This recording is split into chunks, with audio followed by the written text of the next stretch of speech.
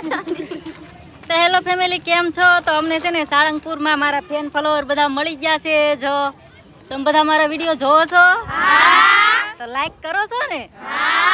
તો હવે આ બધાને કહી દો, લાઈક કરજો, શેર કરજો, સબસ્ક્રાઇબ કરજો.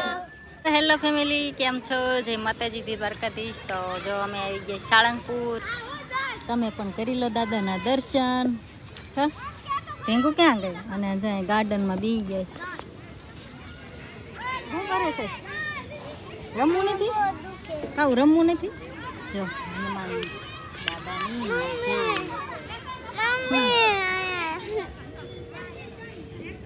તો અહીંયા છોકરીઓ રમે છે, બધા વ્રત ચાલે છે ને એટલે કા એ બધી છોકરીઓ રમવા આવે. તો દોડ પકડ રમે.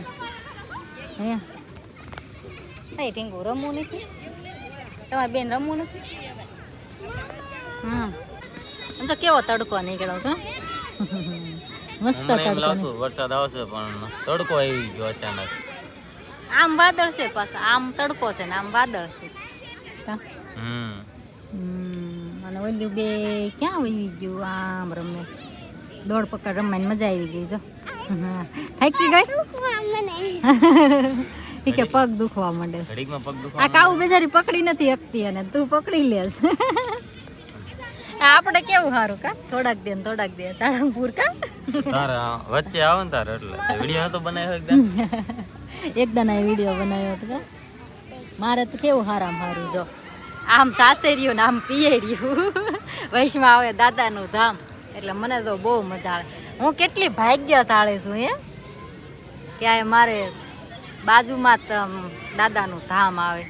કેટલા ભાગ્યશાળી છીએ આપણે.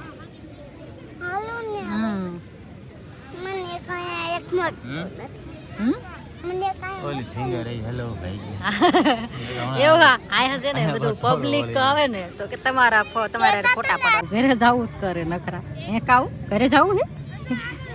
ઘરે જવું હે? નહીં જવું. એને મજા આવે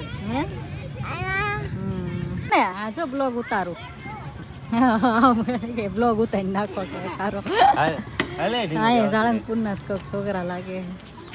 હાલો જો આપણા લબાસા તો આપણે ડાયરેક્ટ બરવાળેથી આવ્યા હતા. તો જો આ બધા આપણા ઠેલા બેલા ટીંગાડી દીધું છે. અને હવે જઈશું આપણે સીધા ઘરે. કા સીધા ઘરે. હાલો કાવદેન ક્યાં? ચલો ઘરે. તો ચાલો બાય બાય.